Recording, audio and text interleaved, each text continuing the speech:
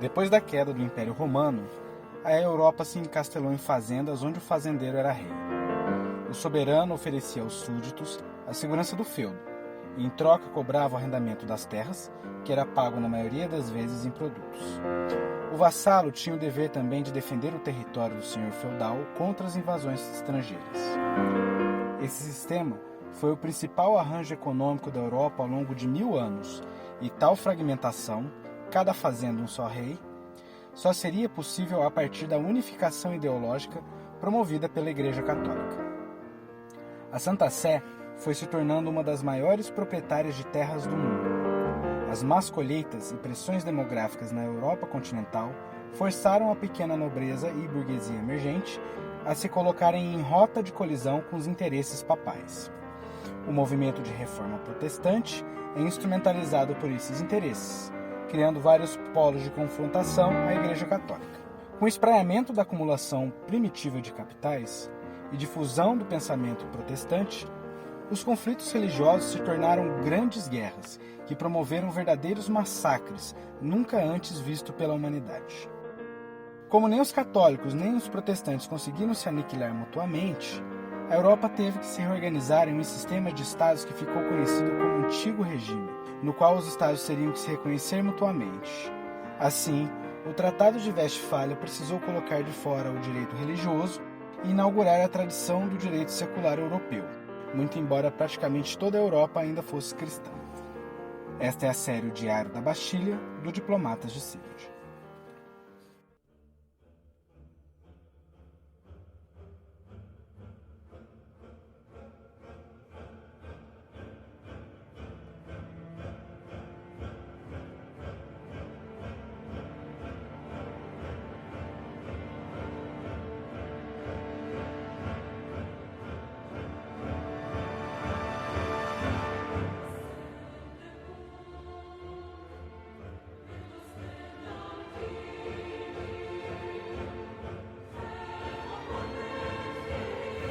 Há muita divergência sobre o que seria o Antigo Regime.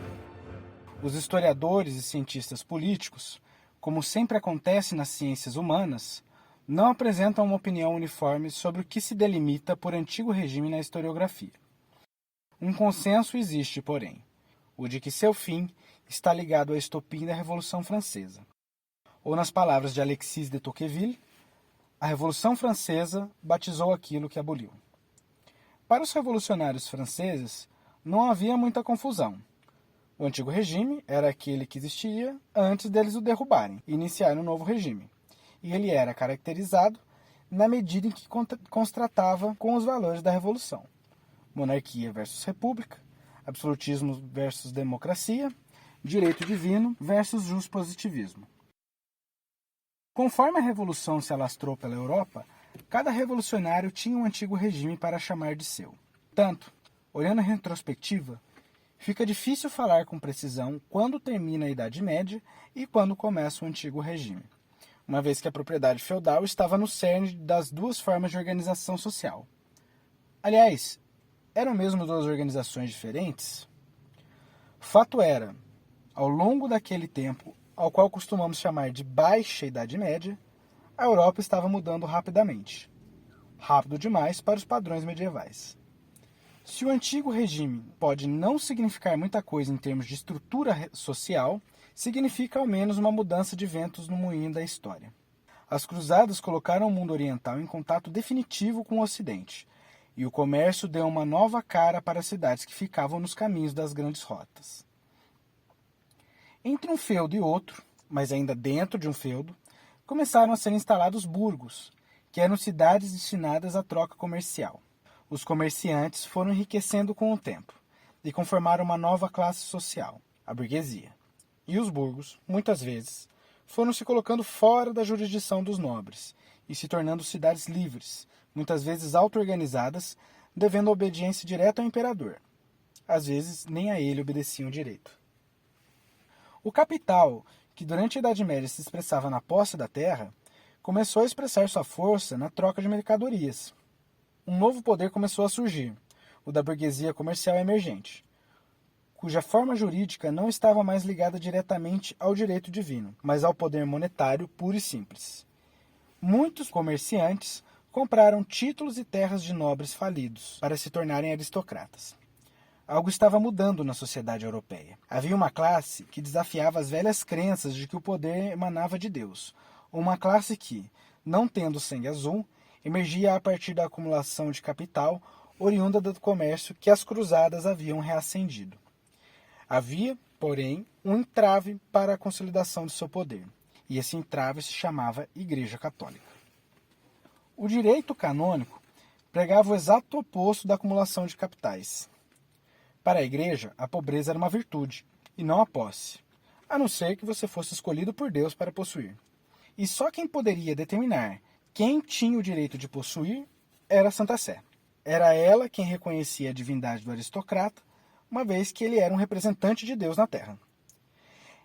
É sempre bom lembrar que a maior proprietária de terras na Europa era a Igreja Católica, e que ela tinha um poder tributário exclusivo que se solidarizava com o do nobre. A burguesia, então, necessitava de uma nova filosofia que legitimasse o seu poder. E isso poderia vir através de uma reforma da fé católica ou pela fundação de uma nova interpretação do cristianismo. E foi assim que reformadores como Pedro Valdo e mais tarde Martinho Lutero foram caindo na graça da burguesia e de nobres falidos, especialmente na França e no Sacro Império Romano Germânico, que de romano carregava somente o nome e os ecos de um passado distante. Nem Valdo nem Lutero tinham a intenção de fundar uma nova fé cristã.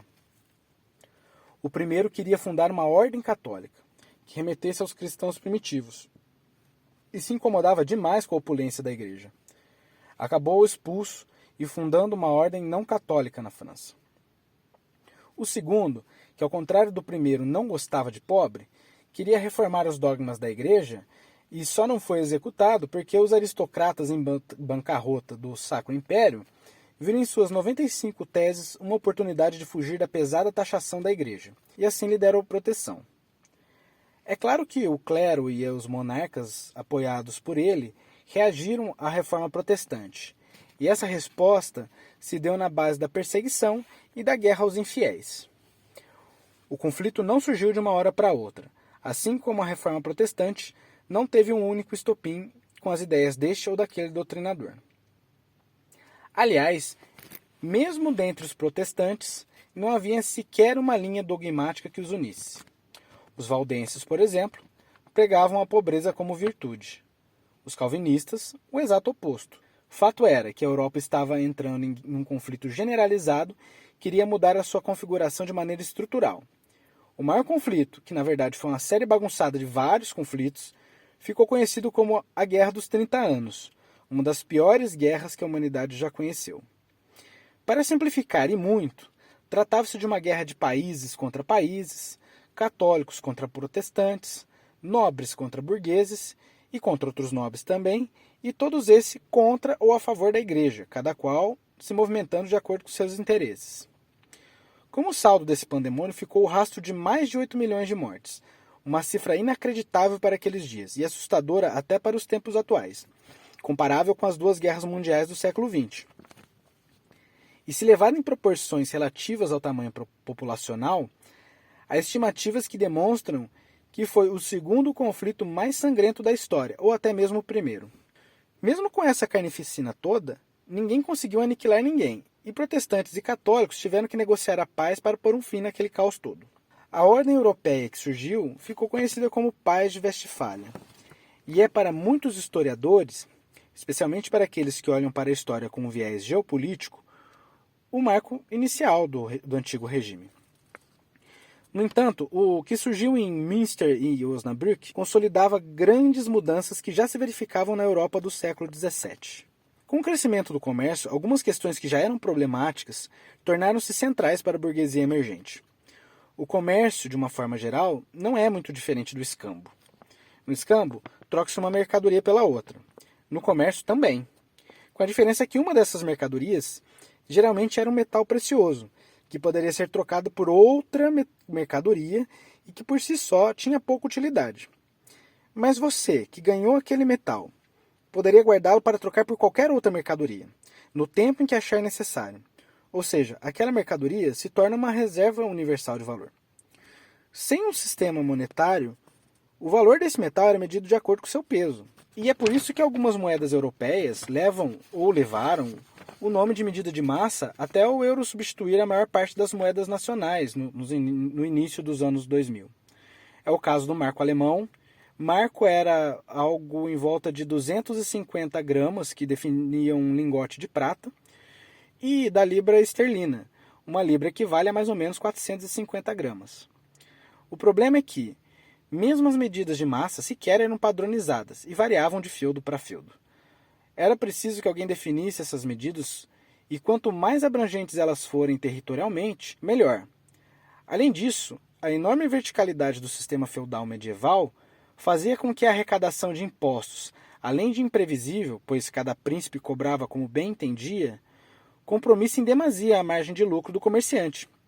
Para o burguês, melhor seria tirar toda a pequena nobreza e o clero do caminho e pagar tributo apenas no senhor. Assim, os lucros do comércio foram empurrando as monarquias para uma paulatina centralização e a necessidade de padronizar a moeda, estabelecer critérios de arrecadação de tributo, legislações mais claras e sistemas de fiscalização tributária levaram os monarcas mais espertos às mudanças do tempo a criarem um aparelho burocrático, apontando também para o surgimento do Estado moderno.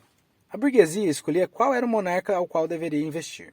Esse, com o dinheiro no cofre, investia em um exército profissional, que esmagava o exército de voluntários da pequena nobreza e centralizava o poder em suas mãos. Essa dinâmica é a base do surgimento do absolutismo, que de absoluto, como vemos, não tem nada, uma vez que a sua legitimidade advém do apoio financeiro explícito de uma classe ascendente e não porque detinha a peruca branca mais bonita de Paris. A nobreza decadente, que vira e mexe experimentava revoltas camponesas em seus feudos, também procurava o monarca, para que se garantisse a ordem interna a partir de seu exército profissional. Na verdade, surge daí a função de polícia, que nada mais é do que usar um aparato militar criado para reprimir os trabalhadores e artesãos insatisfeitos com o governo.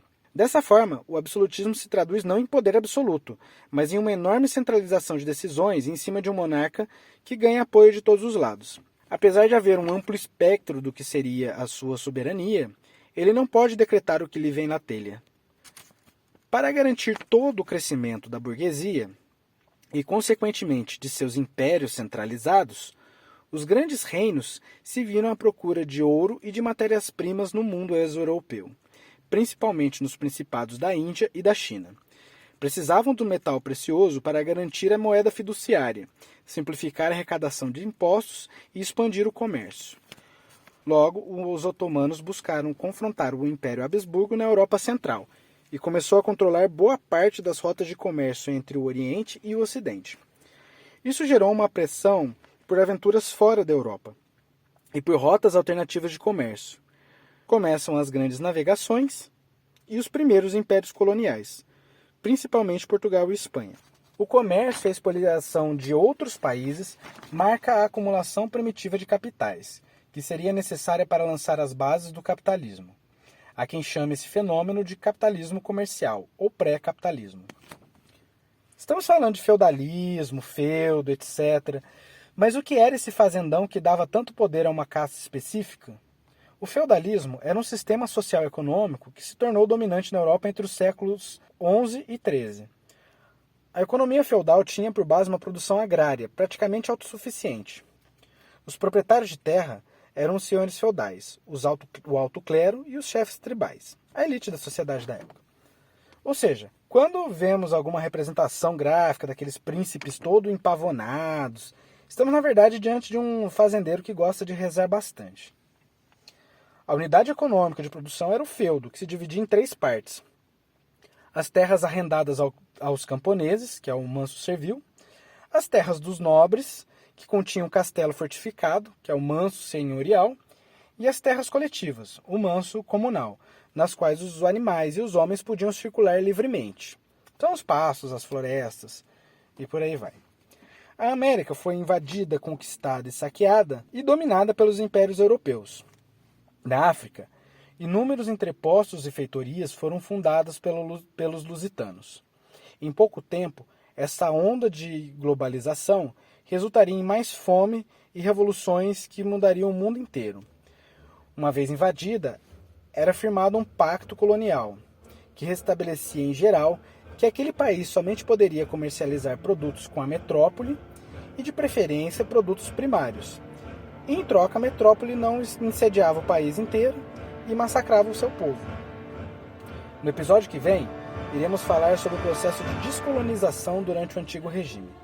Iremos abordar também a geopolítica da Ordem Westphaliana e o surgimento dos princípios fundamentais para o nascimento do direito internacional e da diplomacia. O canal Diplomatas de Sealand é uma iniciativa que busca fomentar a discussão pública sobre política e criar uma comunidade livre, que debata ideias e realize ações. Para que este projeto possa se desenvolver, nossa única fonte de financiamento vem dos nossos companheiros apoiadores. Se você gostou deste episódio, mande um pix de qualquer valor para diplomatasdesealand@gmail.com. Se você quiser contribuir de maneira regular para a expansão deste projeto, entre em apoia.se/diplomatasdesealand. Até já!